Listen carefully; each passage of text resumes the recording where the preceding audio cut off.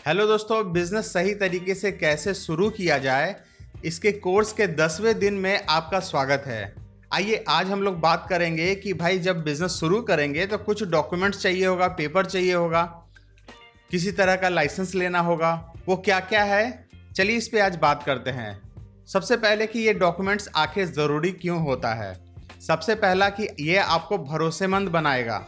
जब आप किसी के पास ऑफर करेंगे कि मेरे पास ये प्रोडक्ट है या सर्विस है, तो वो आपका कोई ना कोई लाइसेंस नंबर या डॉक्यूमेंट्स देखेगा ही देखेगा।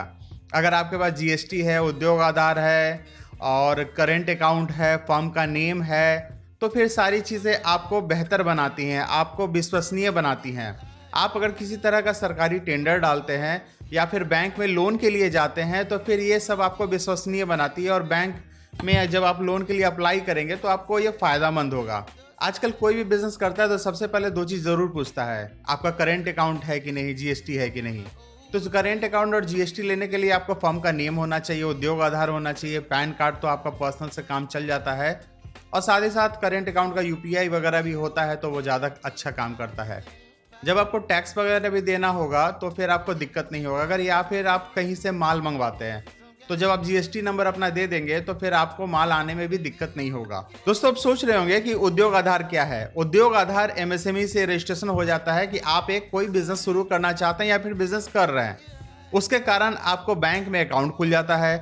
और भी जगहों पे वो पेपर मांगता है कि भाई आप कोई उद्योग कर रहे हैं, इसके लिए आपका कोई लाइसेंस नंबर है कि नहीं। तो ये सबसे फर्स्ट स्टेप है और ये बिल्कुल फ्री होता है। इसका वेबसाइट है, आप वेबसाइट पर जाएंगे, सारे ज़रूरी पेपर इंफॉर्मेशन फिल करेंगे और वो आपको बना करके दे देगा। और सरकारी लोन और सब्सिडी या किसी तरह का स्कीम कुछ होता है ना, तो इसमें बहुत ज़्यादा फायदा करता है। तो सबसे पहला आपको उद्योग आधार बनवाना चाहिए। उद्योग आधार बनवाने के लिए आपका एक ईमेल आईडी होना चाहिए, आपके नाम से जो हो, मोबाइल नंबर जो कि फ्रेश हो, हमेशा चले, वो कभी बंद ना हो। तीसरा चीज़ पैन कार्ड होना चाहिए आपका। एक करेंट अकाउंट भी या फिर सेविंग अकाउंट भी आप डाल सकते हैं। अगर सेविंग अकाउंट है तो सेविंग अकाउंट डाल के भी आप इसको चालू कर सकते हैं। तो ये आपका रजिस्ट्रेशन हो जाएगा। बहुत आसान है, फ्री है। अगर आप खुद से नहीं करते हैं या किसी साइबर कैफ़े में जाते हैं तो साइबर कैफ़े में आपको आसानी से 50-100 रुपये लेकर के वो कर देंगे। आगे हम लोग बढ़ते हैं। दोस्तों, बिजनेस में बैंक खाता क्यों जरूरी। दोस्तों, बिजनेस में तो बैंक खाता एकदम मस्ट है। अगर आप किसी भी तरीके का कोई बिजनेस कर रहे हैं तो बैंक खाता तो बहुत जरूरी है।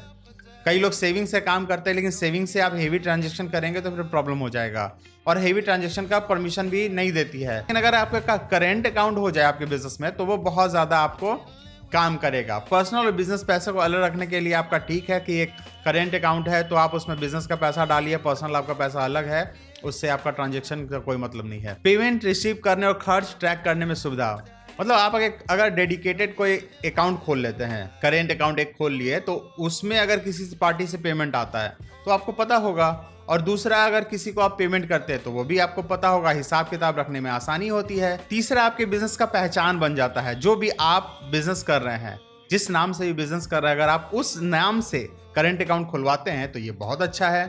और उसके लिए ज़रूरी डॉक्यूमेंट्स आपका फिर आधार कार्ड, पैन और उद्यम सर्टिफिकेट लगेगा। मोबाइल नंबर, ईमेल आईडी तो चाहिए ही चाहिए। आपको बस ये बेसिक डॉक्यूमेंट्स लगेंगे और आपका एक करेंट अकाउंट खुल जाएगा, जिससे कि आपका कंपनी का एक पहचान बन जाएगा, आपके बिजनेस का एक पहचान बन जाएगा। दोस्तों, आजकल सभी यूपीआई और क्यूआर कोड से पेमेंट करते हैं, और आप भी जब पेमेंट करते होंगे तो किसी का क्यूआर कोड स्कैन करके या फिर यूपीआई आईडी पे पेमेंट करते होंगे। तो अगर आप बिजनेस कर रहे हैं तो आपको ये दोनों चीज़ें बहुत ज़्यादा ज़रूरी है। तो जैसे ही आप करेंट अकाउंट खुलवाएंगे वैसे ही आपको ये दोनों चीज़ें मिल जाएंगी।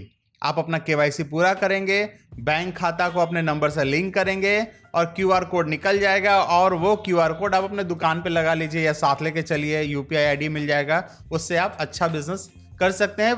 क्योंकि आजकल लोग कैश रखना नहीं चाहते हैं। अब किसी को 10 रुपये भी पेमेंट करना है ना, तो वो ऑनलाइन ही पेमेंट करता है। अब वो नहीं चाहता है कि भाई पैसा निकाल के दूं और वो छुट्टा मुझे दे, इससे अच्छा है कि मैं मोबाइल निकालूं, टिक टिक टिक किए, पेमेंट चला गया। तो आजकल बहुत ज़्यादा ज़रूरी है, अगर आप इसे रखते हैं तो आपका बिजनेस थोड़ा स्मूथ हो जाएगा। दोस्तों, अब जीएसटी की बात करते हैं। जीएसटी रजिस्ट्रेशन कब ज़रूरी, जब आपका ट्रांजैक्शन 40 लाख से ऊपर का है तो आपको ज़रूरी है, या फिर आप किसी ऑनलाइन प्लेटफॉर्म पे अपना माल बेचते हैं तो आपका ज़रूरी है, या तो आप किसी बिजनेसमैन को माल बेचते हैं, कस्टमर को डायरेक्ट बेचते हैं तो आपको कोई दिक्कत नहीं होगा। लेकिन अगर डायरेक्ट आप बिजनेसमैन को माल बेचते हैं तो वो आपसे इनपुट मांगेंगे। वो बोलें कि भैया जो जीएसटी आप ले रहे हो वो हमको बिल दे दो, हम उसको वो इनपुट मिल जाएगा। तो इसलिए जीएसटी आपको ज़रूरी पड़ेगा। अगर आप साधारण बिजनेस करते हैं, छोटा बिजनेस है, 40 लाख से कम का ट्रांजैक्शन है, तो फिर कोई दिक्कत नहीं है। जीएसटी से फायदा ये है कि आप जिससे भी माल लेते हैं वो जो आपसे टैक्स ले रहे हैं 18% का या जो भी 12% जो भी स्लैब में आप हैं, तो वो आपको इनपुट मिल जाता है, जिससे कि आपको दूसरों को जब आप बेचेंगे तो उसमें आपको फायदा होगा। बड़े ब्रांड से काम मिलेगा। अगर आप ठेका का काम करते हैं, कोई कॉन्ट्रैक्ट का काम करते हैं, तो उसमें आपको मिलेगा। और बड़े ब्रांड को अगर माल बेचना चाहते हैं तो वो भी आपको जीएसटी मांगेंगे और जीएसटी लेने से विश्वास भी बढ़ता है। तो देख लीजिए, अगर आपको ज़रूरत है, आपका बिजनेस बड़ा है, तो जीएसटी आपको लेना चाहिए, और नहीं है तो जीएसटी नहीं लेना चाहिए। जब तक ज़रूरत नहीं पड़े जीएसटी मत लीजिए, क्योंकि उसके बाद फिर आपकी लायबिलिटी थोड़ी बहुत बढ़ जाएगी। आपको अकाउंटेंट प्रॉपर रखना होगा, प्रॉपर हिसाब किताब मेंटेन करना होगा। अगर आपका छोटा बिजनेस है तो ये सारी चीज़ें लेंदी प्रोसेस है। व्यापार और लाइसेंस की परमिट, अगर आपका बिजनेस कुछ वैसा है फूड वाला तो आपको FSSAI लेना पड़ेगा। अगर आपका ब्यूटी पार्लर, मेडिकल स्टोर है तो फिर ड्रग लाइसेंस वगैरह लेना पड़ेगा, और बिना लाइसेंस के करेंगे तो आपको प्रॉब्लम हो सकती है। वहीं अगर आप किसी तरह का कोई और काम कर रहे हैं, जैसे कि कुछ फैक्ट्री लगा रहे हैं, तो वहाँ पॉल्यूशन सर्टिफिकेट लेना होता है। तो सभी बिजनेस में अलग अलग तरीके के लाइसेंस की ज़रूरत पड़ती है, जो कि आप जब बिजनेस स्टार्ट करेंगे तो वो आपको प्रॉपर बता देंगे, जो भी आपके गाइड करेंगे वो बता देंगे। दोस्तों, आपका बिजनेस चाहे कितना भी छोटा हो, आपको एक अकाउंटेंट तो ज़रूर रखना चाहिए। अकाउंटेंट इसलिए क्योंकि जो माल आप परचेज कर रहे हैं, सेल कर रहे हैं, जो आपका स्टॉक है, वो सारी चीज़ों को मेंटेन करने के लिए आपको एक अकाउंटेंट रखना चाहिए। आप भले ही खुद से मेंटेन कर रहे हो, लेकिन उसको प्रॉपर सिस्टम से करने के लिए आपको एक अकाउंटेंट चाहिए। आप महीने में 1 दिन 2 दिन बुलाइए और सारा दिखा दीजिए उनको कि देखिए मैंने ये किया है, इसमें कहाँ कुछ कमी बेसी है, बताइए, गाइड करिए, मैं इसको आगे बढ़ाऊंगा। क्योंकि जब आप बिजनेस करते हैं और प्रॉपर आप अकाउंटेंट नहीं रखेंगे, सिस्टम नहीं रखेंगे, तो बिजनेस का कोई मतलब ही नहीं है। क्योंकि जैसे ही आप बिजनेस बढ़ाने की शुरुआत करेंगे, बढ़ाएंगे, आगे बढ़ाएंगे, तो उसी आधार पर बढ़ेगा कि आपने अभी तक क्या क्या किया है, कितना सेल किया है, कितना परचेज किया है, क्या स्टॉक है, क्या ड्यूज है, कौन कौन से आपके क्लाइंट है। वो सारी चीज़ें आपको अकाउंटेंट के द्वारा ही पता चलेगी। और जब ये सारी चीज़ें सिस्टम से हो ही रखती है ना, तो आपका बिजनेस पे पूरा ध्यान रहता है। आपको गल्ले पे बैठ करके हिसाब किताब ज़्यादा करने की ज़रूरत नहीं पड़ती है। आप बस 1-2 घंटा शाम में दोगे, सारा चीज़ उतार दोगे, प्रॉपर जो आपका cash book, laser, stock register और भी जो भी डॉक्यूमेंट्स है उसमें, तो फिर वो ठीक रहता है। बिल बुक आपको प्रिंट कराना होगा, आप अगर माल कहीं बाहर बेचते हो तो चालान आपको बनवाना होगा।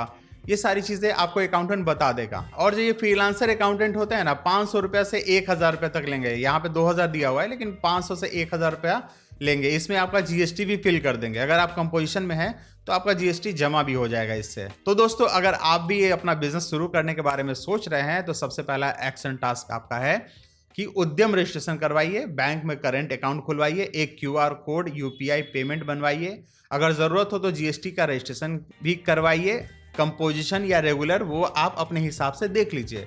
अगर आपको डायरेक्ट कस्टमर को बेचना है तो कंपोजिशन लीजिए। अगर आपको बिजनेसमैन को बेचना है, दुकानदार को बेचना है, तो फिर आपको रेगुलर में लेना पड़ेगा। एक अच्छा अकाउंटेंट या फिर ऑनलाइन ऐप का पता लगाएं। ऑनलाइन ऐप के चक्कर में मत पड़िएगा, आप अकाउंटेंट ही रखिएगा। इन सभी बातों में एक चीज़ तो मिस हो गया कि आप अपने फर्म का नेम ज़रूर बढ़िया से रखिएगा। कुछ सोच करके अपने काम से जुड़ा हुआ, जिसमें आप बिलीव करते हैं उससे जुड़ा हुआ एक नेम ज़रूर बढ़िया से रखिएगा, और उसी को अपना आइडियल मान करके आगे बढ़ते जाइएगा। जब आप कोई प्रोडक्ट बनाएंगे तो प्रोडक्ट का नाम रखना होगा, लोगो रखना होगा, लेकिन फर्म का तो नाम अलग से रखना होता है। तो फर्म का नाम आपको सोच समझ के यूनिक रखिएगा, जो आपके दिल को बड़ा टच करे, और उस पर आगे बढ़िएगा, उस कंपनी को आगे बढ़ाने के बारे में सोचिएगा। तो दोस्तों, 10वें दिन का मंत्र ये है कि कानूनी और फाइनेंशियल तैयारी भरोसेमंद बिजनेस की नींव। मतलब कि आपने अगर पूरा बढ़िया से डॉक्यूमेंट्स बनाया, जो काम कर रहे हैं उसका प्रॉपर रिकॉर्ड रख रहे हैं, अकाउंटेंट से सब कुछ करा रहे हैं, और बिजनेस भी धीरे धीरे आपका ग्रो कर रहा है, तो बस ये अच्छे बिजनेस की निशानी है और आगे बढ़ने वाले बिजनेस की निशानी है। चुनौतियां हजार आएंगी, लेकिन ये सारे काम करने से वो चुनौतियां मिटते जाएंगी, वो उसका समाधान मिलते जाएगा। अगर आपने इन सभी कामों को नहीं किया तो बस वो आपने बस हवा में बिजनेस बनाया, हवा महल खड़ा किया, जो कि कभी भी गिर सकता है। अगर आपने प्रॉपर इस तरह से स्टेप लेकर के काम किया जो मैं आपको बताता हूं, तो फिर आपका बिजनेस धीरे धीरे आगे बढ़ेगा और लंबा जाएगा, और वो एक दिन प्रॉफिटेबल होगा। मिलता हूं अगली वीडियो में, तब तक के लिए जय बिजनेस, जय भारत, नमस्कार।